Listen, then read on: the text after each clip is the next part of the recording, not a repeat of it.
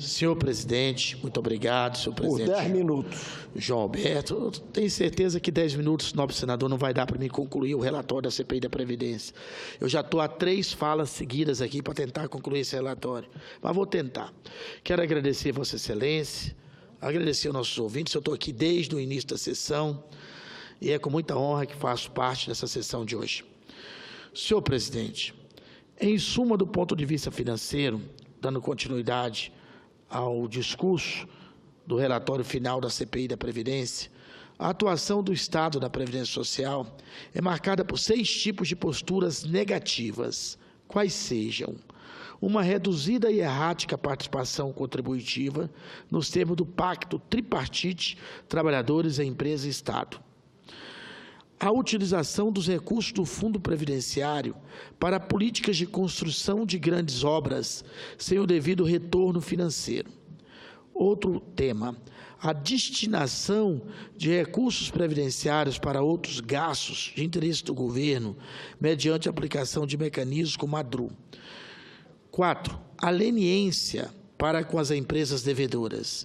5, o acúmulo de débitos previdenciários por parte das próprias empresas públicas. E, finalmente, 6, o descumprimento do preceito constitucional em relação a muitas empresas que são devedoras da Previdência, que, apesar de sua condição de inadimplência, têm tido acesso a programas governamentais de créditos, benefícios fiscais, isenções, entre outros.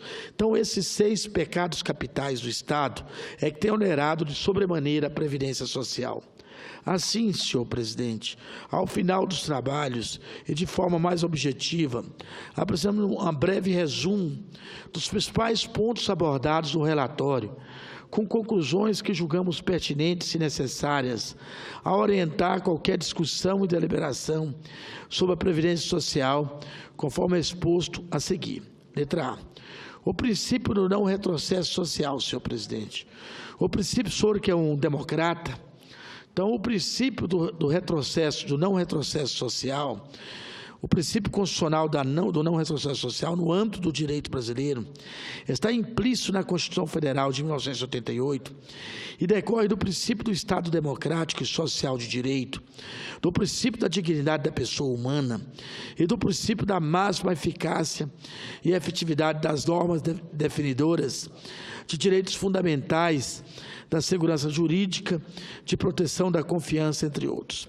A Seguridade Social e princípio social, financiamento e previdência social, o financiamento.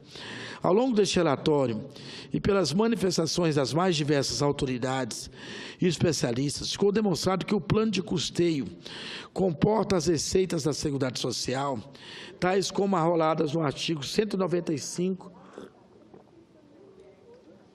da Constituição Federal, que dispõe que a Seguridade Social deverá ser financiada por toda a sociedade, de forma direta e indireta, nos termos da lei, mediante recursos provenientes do orçamento da União, dos Estados, do Distrito Federal e dos municípios, e das seguintes contribuições sociais, senhor presidente. 1.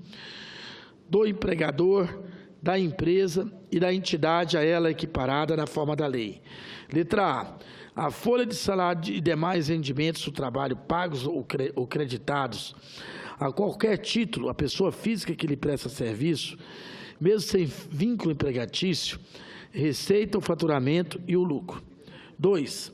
Do trabalhador e dos demais segurados da Previdência Social, não excedindo contribuição sobre a aposentadoria e pensões concedidas pelo regime geral da Previdência Social, do que trata o artigo 201. 3. Sobre a receita dos concursos de prognósticos. 4. Do importador de bens ou serviços do exterior ou de quem a lei a ele equiparar. C. Contribuição da União. Consciente de que a Seguridade Social está exposta a variáveis de ordem econômica e atuarial, o Constituinte derivado, já em 1998, estabeleceu a necessidade de constituição do Fundo de Regime Geral da Previdência Social, para que a União pudesse, em caráter adicional, assegurar os recursos necessários ao pagamento dos benefícios concedidos pelo RGPS, Letra D, a inclusão das despesas com servidores civis e militares.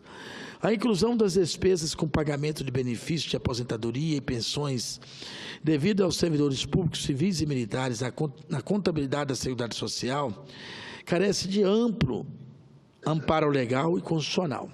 Projeções.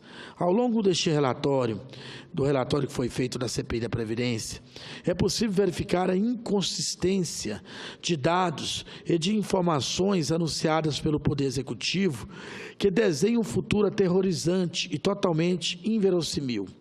As projeções do governo levam em conta o envelhecimento da população exagerado, ao passo que consideram um crescimento do PIB muito abaixo da média histórica nacional. Tais falhas exacerbam a previsão futura de necessidade de financiamento do RGPS, o que não condiz com a realidade dos fatos. Quando examinamos, por exemplo, a expectativa de sobrevida aos 65 anos de idade por Estado e no Brasil, vemos que existem diferenças marcantes, enquanto ela pode chegar a mais de 20 anos para as mulheres. Em 7 estados, na maior parte deles, ela é inferior a 19 anos e pode chegar a apenas 17 anos em Rondônia e Roraima.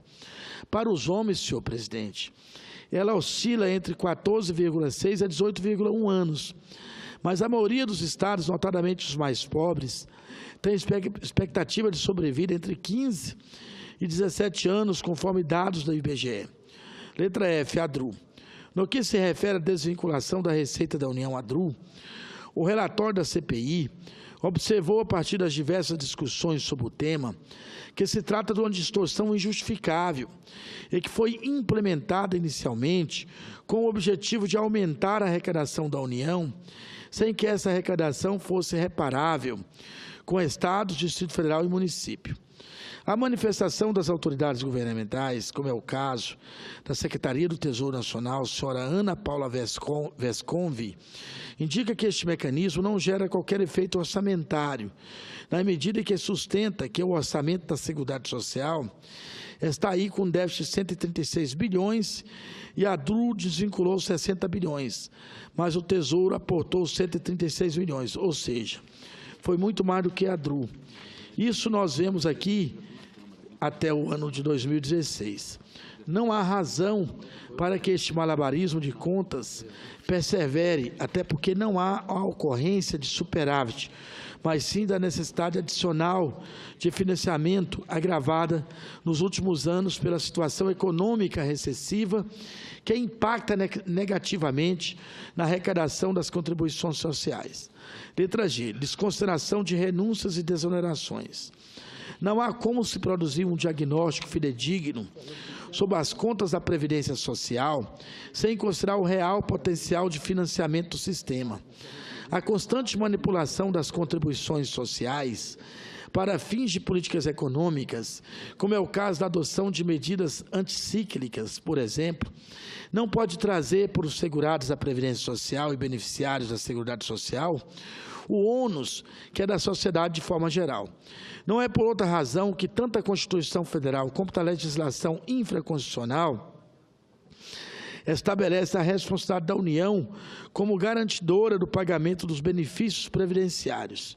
E não poderia ser diferente, pois se as fontes de seguridade social socorrerem a Caixa da União, compete a ela a suplementação de eventuais ou sazonais insuficiências financeiras. O nosso relatório, senhor presidente, recomenda que seja reavaliada também todas as políticas de desonerações e de renúncias fiscais, de tal forma que a contribuição equitativa de todos os segmentos econômicos impacte positivamente no resultado da arrecadação das fontes da Seguridade Social e, por conseguinte, deixe de onerar a desproporcionalidade os setores que mais respondem para a arrecadação atualmente. Um dos exemplos mais gritantes é a desoneração das exportações do agronegócio, a falta de equilíbrio e de distribuições equitativa do custeio importa necessariamente maior oneração de outros setores econômicos, como o da indústria, do comércio e serviço, o que não é justo. Senhor presidente, ainda teria aqui umas 4 laudas para poder ler, para tentar concluir esse relatório da CPI da Previdência, esse discurso. Se Vossa Excelência tivesse condições de dar mais um espaço, eu continuaria. Eu vou fazer o seguinte, senhor presidente, ao invés de dar como lido, eu prefiro me inscrever em outra oportunidade. O Brasil precisa ter o conhecimento de todo esse relatório. Eu prefiro parar aqui nesse parágrafo. A extinção do refis na sua concepção atual e dar continuidade na leitura numa próxima oportunidade, entendeu, senhor presidente? Se hoje não dá para a gente continuar mais uns 10 minutos. Senador Hélio José, permite uma parte, com a tolerância do nosso presidente? Claro, senador Paulo Paim. Ah, está para a liderança. Então, Vossa Excelência tem razão. Então, muito obrigado, senhor presidente. Um forte abraço. Agradeço a Vossa Excelência. Obrigado.